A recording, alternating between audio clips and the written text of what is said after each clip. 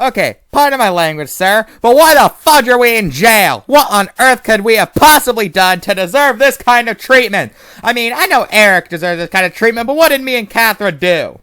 Oh, you have very good reasons to be in jail, Mr. G.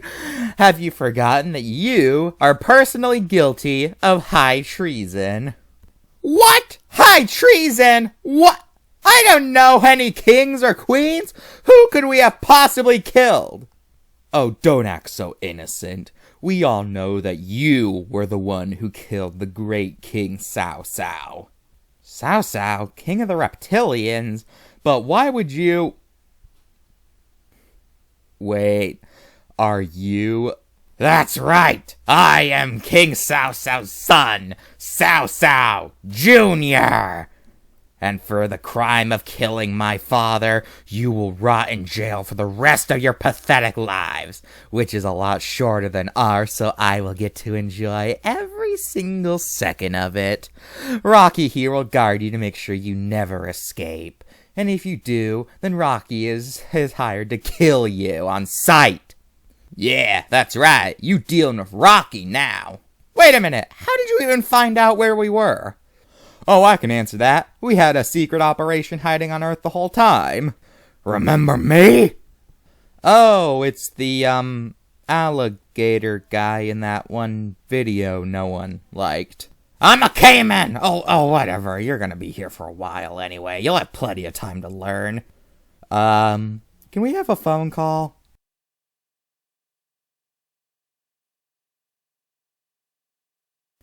Hello everyone, welcome back to Strange Wonders, blah blah blah, Mr.G, blah blah blah. We've been in jail for 7 weeks now, and on account of good behavior, they let me make a video if I could actually find a way to make it. Unfortunately, the screen they gave us literally only looks up things about lizards and nothing else, so that's just peachy. Luckily though, the next video I was planning to make anyway is already about lizards, so I guess I'm both lucky and unlucky. We have been in this hellhole for 7 weeks now, and we are slowly going insane. Catherine, I'm pretty sure, made a gun out of a lead pipe. I'm not even sure how that's possible. Eric tried breaking down the walls again, but gave himself a concussion because this time they ended up spraying their walls with indestructible spray. It's a spray that makes anything that sprays onto it indestructible. You can buy it at any grocery store for about 57 cents.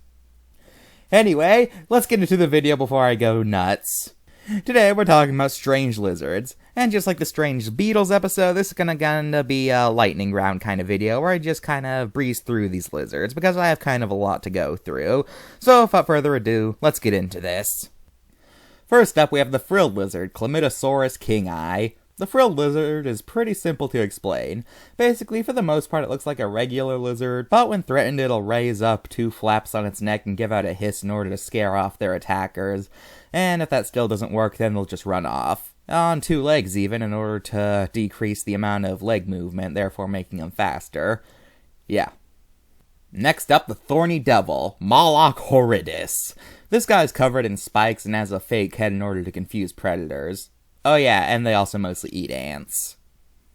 Next, the basilisk lizards, genus Basiliskuses. In addition to their cool sails, these guys are most notable for the fact that, as a defense mechanism, they're capable of running across the surface of the water.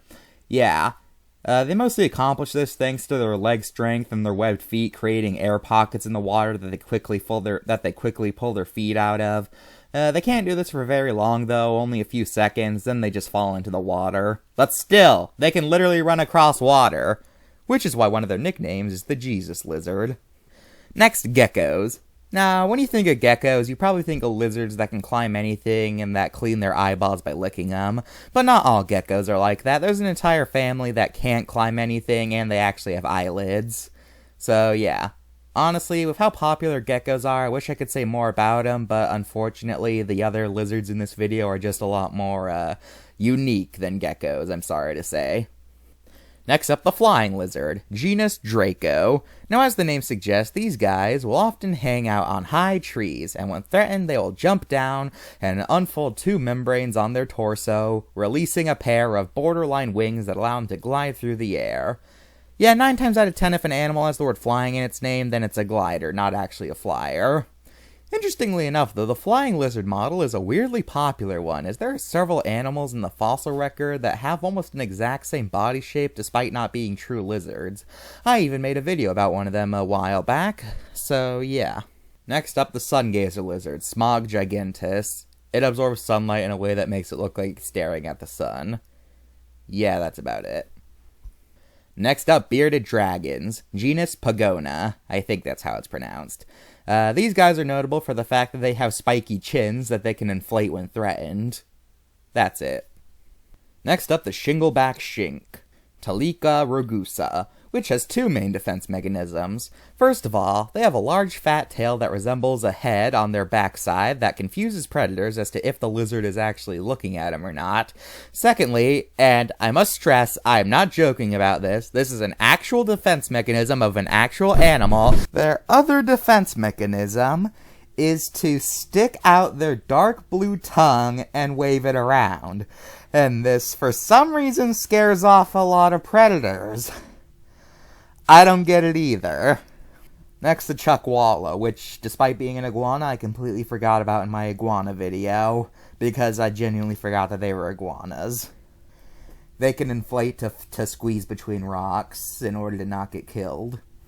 Yep, that's the chuckwalla. You guys weren't missing out on much, honestly. Next, the Asian water dragon, Signathus cosinicus.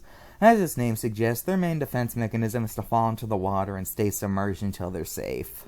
Next, the sandfish, Sinus, which is not a fish, but rather it got its name from the fact that it digs through the sand so fast that it looks like it's swimming through it, like a fish through the water.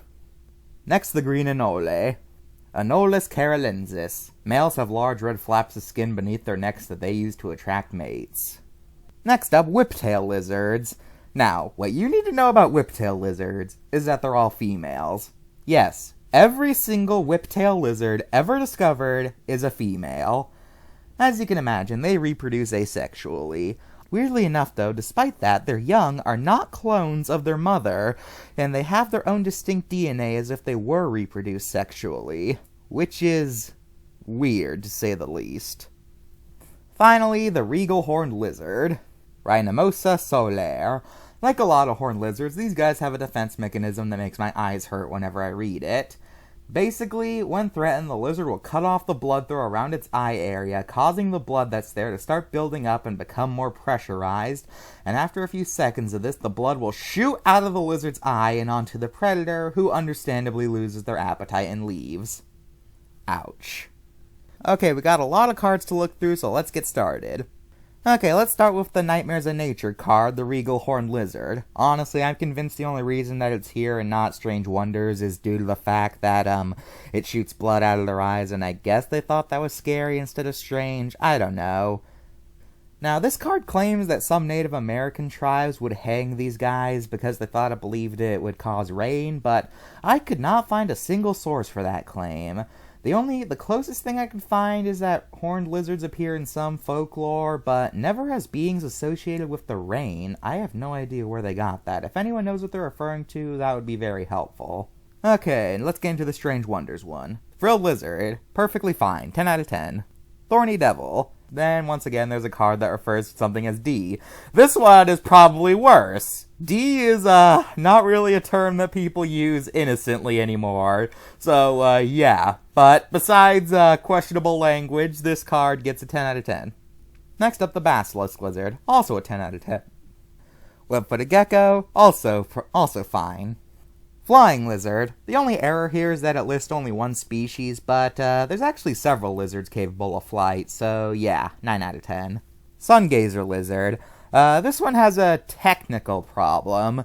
You see, the creature most often referred to as the sun gazer lizard is no longer in the genus listed. It's now its own species that with a different genus name, so yeah. But there are lizards called sun gazers that are still in that genus, so, yeah. I'll let you guys decide if that's worth deducting a point or not. Bearded dragon, 10 out of 10. Shingleback shink, also fine. Chuckwalla, no errors here either. Leaf-tailed gecko, also good. Water dragon, it's, also good. The sandfish, interestingly enough, only lists its genus, despite the fact that the creature called the sandfish only refers to one species usually. So I guess that could be considered an error, but it's a pretty small one, so 9.5 out of 10. Green anole, 10 out of 10. And the whiptail lizard is also fine. Now let's talk about their relationships with humans. But pretty much almost all of these animals are popular pets somewhere. Geckos especially are definitely very popular pets, probably the most common of all lizard pets. But water dragons are also pretty common, and so are bearded dragons. Anole are decently popular pets. Oh, but speaking of anole, green anole in some area are actually at risk of danger from the brown anole. It's kind of like in the UK with gray squirrels displacing the native red squirrels, so yeah, that's kind of sad. Some of these lizards are also unfortunately invasive species in some areas. Like, some of them have attacked Florida because, of course, the Everglades just seem to be an invasive species magnet. I don't know why people keep going to the Everglades and go like, I'm just gonna release this, what could possibly happen? Like, who are these people who keep releasing these things into the Everglades? I genuinely want to know who keeps going to the Everglades just to dump some random animal. So yeah. Besides being pets, though, people don't really interact with these animals that much, so yeah, none of them are really dangerous to humans or pests, really, so humans don't really care about them besides being pets. Now, lizards in TV shows will sometimes be geckos, but all the other ones are kinda rare. But the frilled dragon holds the distinction for the fact that it's technically a movie star, as it was the inspiration for the Dilophosaurus in Jurassic Park, since there's actually no fossil evidence of Dilophosaurus having a frill. The frilled lizard can't spit venom, though. That was completely made up. And come to think of it, it didn't even have a frill in the book either, so, what am I talking about? Well, that's all for this episode of Strange Wonders, and this is probably going to be the last video we ever make because it looks like we're going to be stuck in the hole, unless we can think of something really quickly, which is probably not going to happen. So, bye, forever. I'm sorry. Hey, Turtle Breath! Hey, yeah, I'm talking to you, Turtlehead. What? You're talking to me? Oh, what do you want, you stupid mammal? Hey, I just had this thought. You know, you guys are really the real bad guys here, and we're actually the good guys here. So if you could let us out and put yourself in here, that would be great. Eric, what are you doing? So yeah, we're actually the good guys here. Since your king, he was evil, and he was teaching you all the bad things. And we're the good guys who are trying to liberate you guys. Oh, come on, do you really think he's stupid enough to— Wait, we're the bad guys? But my mother always said we were the good guys serving under a king. My mom was so proud of me. Oh, we're the bad guys here? Alright, you guys can go. Sir, the prisoners escaped. Well, actually, they didn't escape. It looks like Rocky just put himself in jail and is now sobbing. Alright, you lizard freak, give back Andrew and let's get out of here. Oh, you would like that, wouldn't you? Well, guess what? Once I figure out the secrets to his saurian blood, I will use it to resurrect my father and start a new age of reptilians, and nothing you can do can stop— Ah, crap.